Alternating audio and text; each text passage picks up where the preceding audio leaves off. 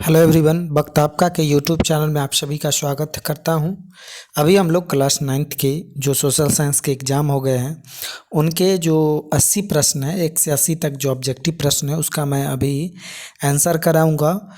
तो जो लोग क्वेश्चन करके आए हैं वो अपना क्वेश्चन मिला ले क्या सही आंसर होगा, और इसमें मैंने 100% सही क्वेश्चनों को किया है, कोई गलत ऑप्शन नहीं बताऊंगा, कोई भी गलत आंसर नहीं कराऊंगा। तो अमेरिका के प्रथम राष्ट्रपति कौन थे? तो इसका सही जवाब हो जाएगा जॉर्ज वाशिंगटन। अमेरिका के प्रथम राष्ट्रपति कौन थे? जॉर्ज वाशिंगटन थे। दूसरा क्वेश्चन कह रहा है किस संधि द्वारा अमेरिकी स्वतंत्रता संग्राम समाप्त हुआ? तो ये पेरिस संधि के द्वारा जो है अमेरिका की स्वतंत्रता संग्राम जो है समाप्त हुआ था। अगला सवाल पर चलते हैं। अगला सवाल कहता है फ्रांस की क्रांति किस ईस्वी में हुई? तो इसका सही जवाब हो जाएगा 1789 में हुआ था। देखिए, आप लोग अगर कंटिन्यू 10वीं की तैयारी करना चाहते हैं बोर्ड एग्जाम के, तो आप हमारे चैनल को सब्सक्राइब कर लेना, वीडियो को अंत तक देखना, पसंद आए तो लाइक करना, नीचे डिस्क्रिप्शन चेक कर लेना, वहाँ सभी प्ले लिस्ट का लिंक दिया हुआ है। आप लोग मेरे पहले के वीडियो अपलोड को देख लीजिए, पसंद आए तो सब्सक्राइब कर लेना, और कंटिन्यू मैं सभी रोज़ जो है लाइव 7:30 बजे सेशन कराता हूँ। ठीक है, तो चलिए अगला क्वेश्चन है रूसो द्वारा कौन सी पुस्तक लिखी गई? तो इसका सही जवाब हो जाएगा सामाजिक संविदा। रूसो द्वारा कौन सी पुस्तक लिखी गई? तो सामाजिक संविदा लिखी गई। अगला क्वेश्चन, प्रतिनिधित्व नहीं तो कर नहीं, मतलब प्रतिनिधित्व नहीं होगा तो हम कर भी नहीं देंगे, का नारा किसने दिया था? तो इसका सही जवाब तो हो जाता जेम्स ओटिस ने दिया था, इसीलिए इसके अकॉर्डिंग ऑप्शन डी हो जाएगा, इनमें से कोई नहीं। अगला सवाल पर चलते हैं। सप्तवर्षीय युद्ध जो 1756 से चला था 1763 तक, 7 वर्ष तक चला था, किन दो देशों के बीच लड़ा गया? तो इंग्लैंड और फ्रांस के बीच लड़ा गया था। अगला सवाल देखिए, शक्ति पृथक्करण का जो सिद्धांत है किसने दिया था? तो मॉन्टेस्क्यू ने दिया था, इसका सही जवाब हो जाएगा। अगला सवाल पे चलते हैं। किस प्रसिद्ध शासक ने कहा मैं ही राज्य हूँ, मैं ही भगवान हूँ, मतलब अपने आप को भगवान मानता था, राज्य मानता था, राजा जो था। तो लुई 14वां जो था ये मानता था अपने आप को भगवान, तो ऑप्शन ए इसका सही हो जाएगा।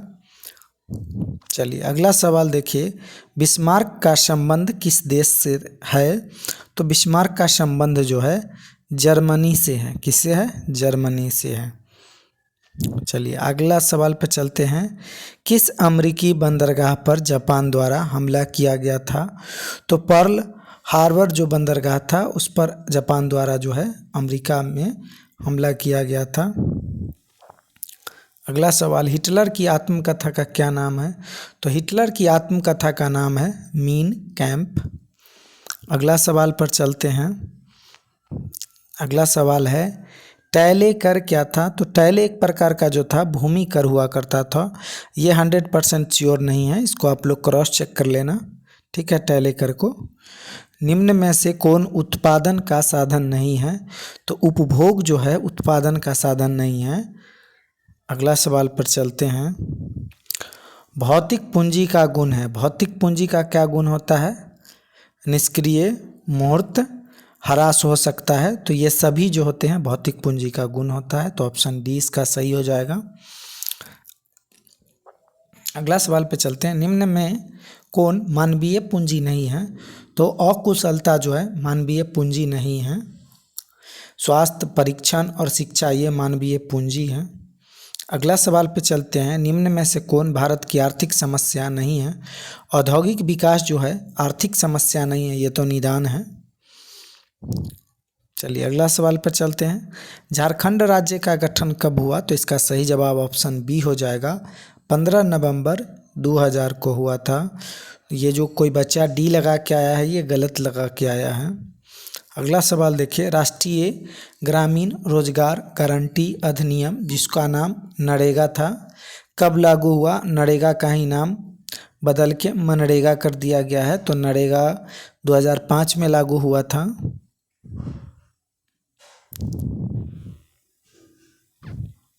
अगला सवाल पर चलते हैं। बिहार में पाई जाने वाली रोजगार है, तो प्रच्छन्न रोजगार है। कैसी रोजगार है? प्रच्छन्न रोजगार है। अच्छा, बेरोजगारी जो है कैसी पाई जाती है बिहार में? प्रच्छन्न बेरोजगारी पाई जाती है। अगला सवाल है 2011 की जनगणना के अनुसार बिहार में साक्षरता दर कितनी थी? तो बिहार में साक्षरता दर थी 63.82%। किसी राज्य में राज्यपाल की नियुक्ति कौन करता है? तो इसका सही जवाब हो जाएगा राष्ट्रपति। किसी राज्य में राज्यपाल की नियुक्ति राष्ट्रपति के द्वारा होता है। अगला सवाल, भारत में किस प्रकार की दलीय प्रणाली अपनाई गई है? तो भारत में जो है बहुदलीय प्रणाली अपनाई गई है। अगला क्वेश्चन पे चलते हैं। समवर्ती विषयों से संबंधित कार्यकारी शक्ति किसके पास रहती है? तो केंद्र के पास रहती है। अगला सवाल पर चलते हैं। अगला सवाल है तिब्बती नदी जिसको सांगपो कहते हैं किस राज्य से होकर भारत में प्रवेश करती है? तो सांगपो नदी जो है भारत में अरुणाचल प्रदेश से प्रवेश करती है। तो ऑप्शन ए हो जाएगा इसका राइट। अगला सवाल पे चलते हैं। निम्न में से कौन भारत की सबसे लंबी नदी है? तो आप लोग को पता ही होगा गंगा भारत की सबसे लंबी नदी है। किस नदी को वृद्ध गंगा कहा जाता है? तो गोदावरी को जो है वृद्ध गंगा कहा जाता है। अगला सवाल पे चलते हैं। भूटान की राजधानी कहाँ है? तो भूटान की राजधानी जो है थिम्पू है। अगला सवाल पे चलते हैं।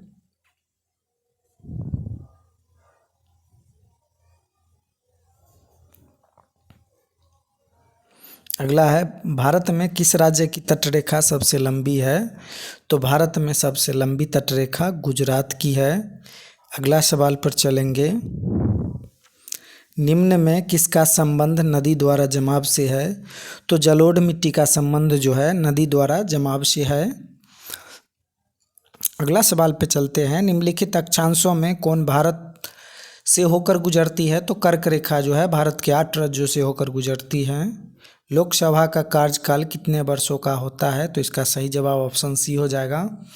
लोकसभा का कार्यकाल जो होता है 5 वर्षों का होता है।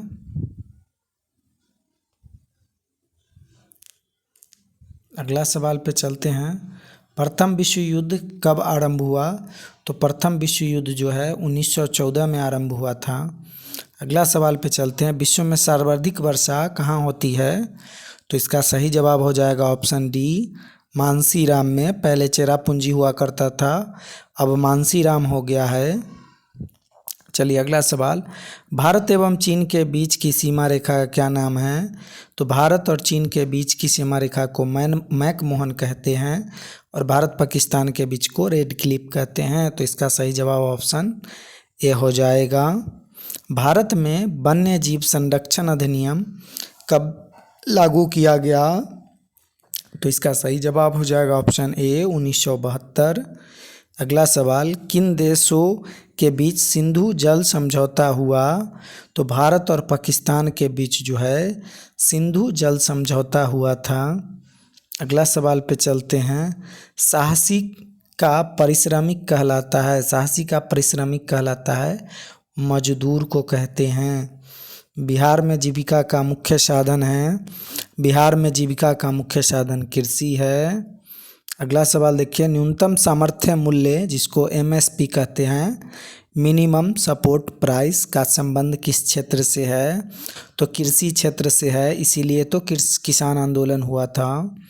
निम्न में से कौन परमाणु ऊर्जा उत्पादन केंद्र है? तो कैगा है। अगला सवाल। रेल दुर्घटना का मुख्य कारण क्या है?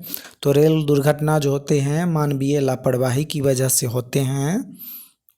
अगला सवाल पे चलते हैं। पैदल चलते समय हमें सड़क की किस तरफ चलनी चाहिए?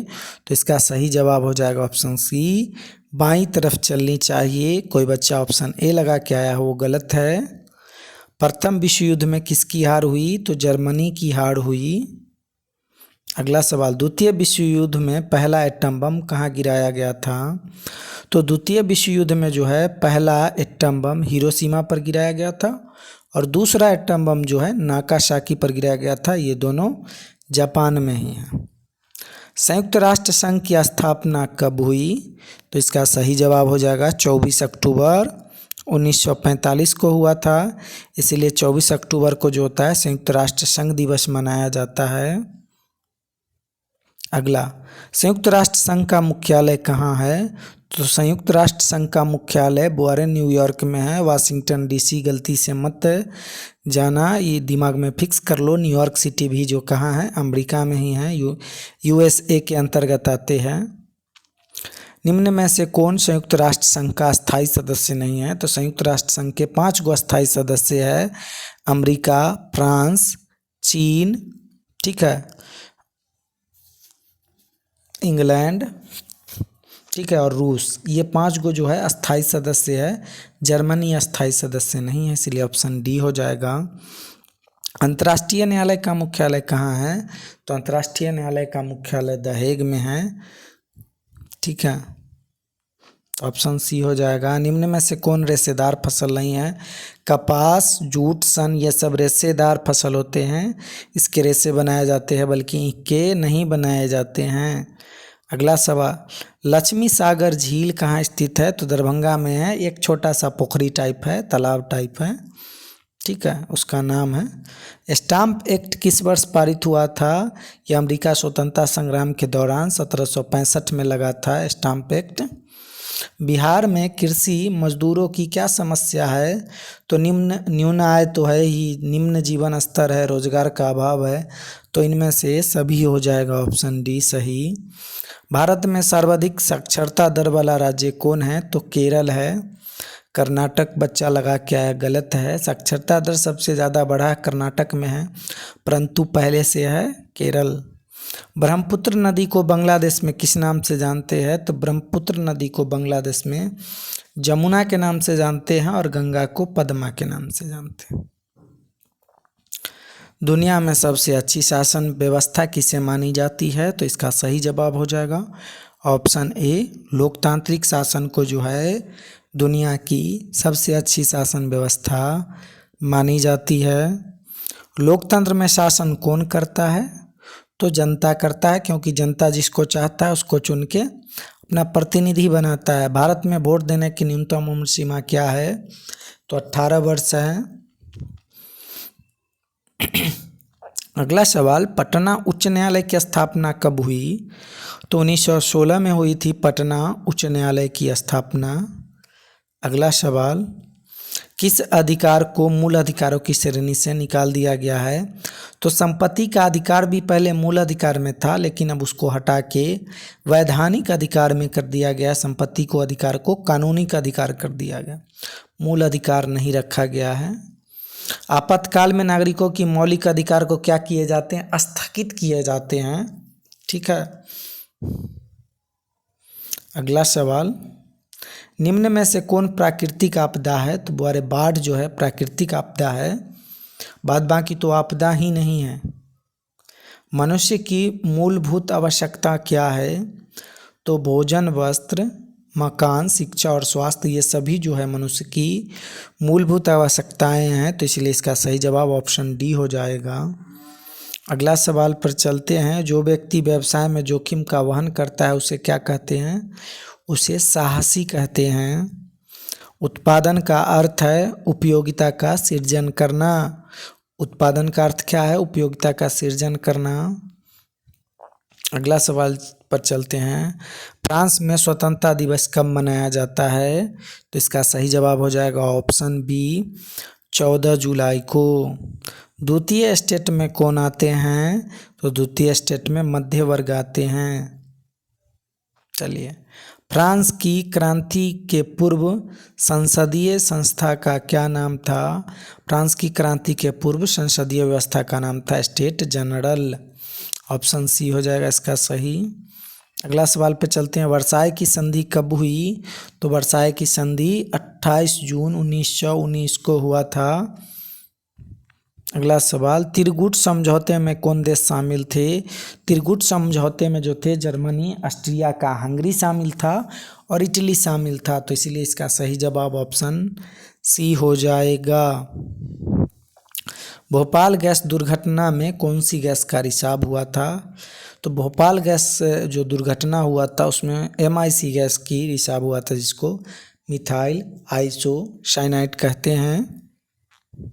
अगला सवाल, भारतीय अर्थव्यवस्था की रीढ़ किसे कहते हैं? तो भारतीय अर्थव्यवस्था की रीढ़ जो है कृषि को कहा जाता है। भारत द्वारा प्रथम परमाणु परीक्षण किया गया था, कहाँ किया गया था? तो पोखरण में किया गया था। अगला सवाल पे चलते हैं, निम्न में से गर्म जल प्रपात कौन है? तो राजगीर के ब्रह्मकुंड जो है, ब्रह्मकुंड, वो गर्म जल प्रपात है। वहाँ कभी गए होते, गर्म गर्म पानी से लोग नहाते हैं ब्रह्मकुंड में। नदी घाटी परियोजना को आधुनिक भारत का मंदिर किसने कहा? तो नदी घाटी परियोजना को आधुनिक भारत का मंदिर पंडित जवाहरलाल नेहरू ने कहे थे। अगला सवाल पर चलते हैं, विश्व की सबसे बड़ी अपवाह बेसिन कौन सी है? तो अमेजन जो है, अमेजन नदी विश्व की सबसे बड़ी अपवाह बेसिन है, अमेजन कहा जाता है। भारत की सबसे प्राचीन भूखंड कौन है? तो भारत की सबसे प्राचीन भूखंड माना जाता है गंगा के मैदान को। कहीं कहीं आपको प्रायद्वीपीय पठार भी मिल जाते हैं, तो घबराना नहीं है।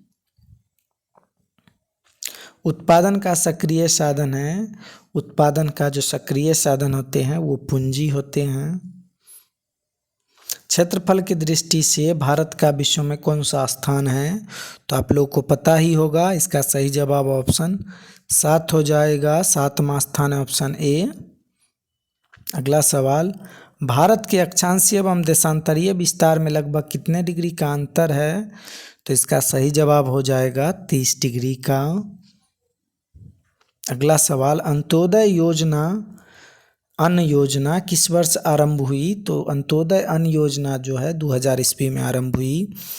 तो आप लोग को ये वीडियो अच्छा लगा हो तो लाइक करना, और डेली रोज़ रात जो है हमारे साथ 7:30 बजे लाइव सेशन में जुड़े।